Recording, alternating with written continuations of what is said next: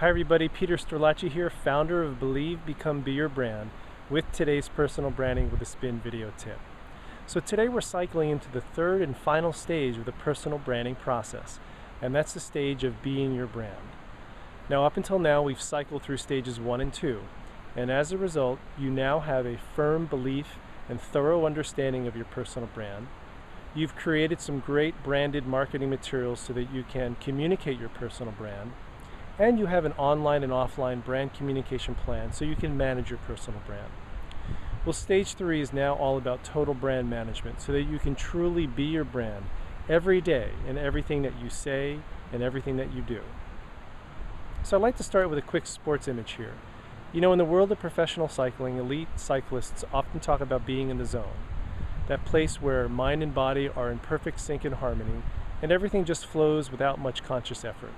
Well, to me, stage 3 is all about staying in the zone to be your brand. And we do that by doing two things. First, managing our brand environment, and second, living in the inquiry.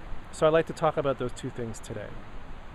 So to be your brand, you need to have a clear, consistent, and constant message in 4 areas of your brand environment. And this includes your appearance, your physical surroundings, your brand identity system, and your professional networks. And even if one of these elements is off-brand, you know, it can get noticed and could damage your brand credibility. So imagine if a technology guru often touts about the importance of using the most up-to-date tech gadgets, but he still uses a really old, outdated cell phone. Well, in this simple example, it really shows that by not being your brand in even the smallest things every day, you could discredit your brand image. So stage 3 is all about analyzing these 4 elements of your brand environment to make sure that they're all tuned up and ready to go. So for example, does your clothing, your appearance, your body language, do those things resonate with your brand attributes? Is your office, your desk, your cell phone, are those things on brand? Are all the elements of your brand identity system, and this includes your business card, your logo, your tagline, your brand colors, your stationery, are all of these things sending the same consistent message? And finally, are you active in strong professional networks and organizations? And are you giving back to these organizations by sharing information, volunteering your time, and even providing some free services?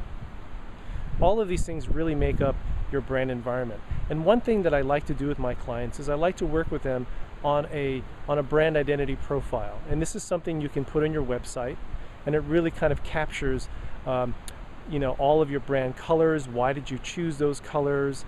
Why did you create your logo the way that it's created? You know, what's the story behind your tagline? And that's a really great marketing tool as well. So I invite you to go to my website. The link is right here below, and you can see an example of my brand identity profile. And this is, again, something that I work with my clients to develop.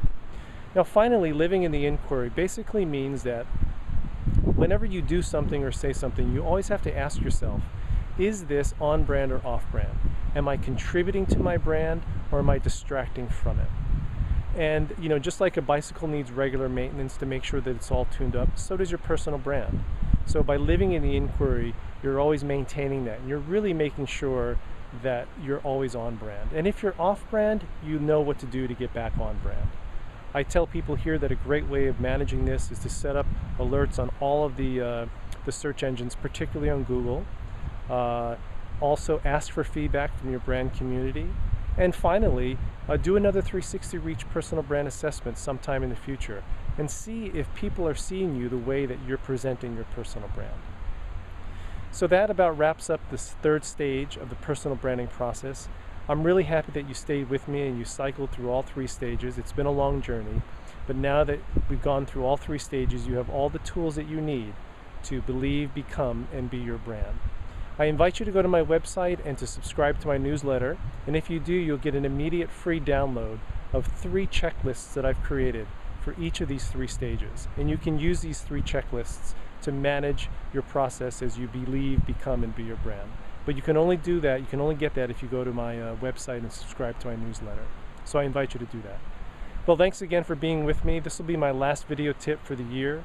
I look forward to being back with you in 2012 to continue to cycle with you and share more video tips for your personal branding process. So thanks again. Have a happy and healthy holiday season. I'll see you in 2012. Take care. Bye-bye.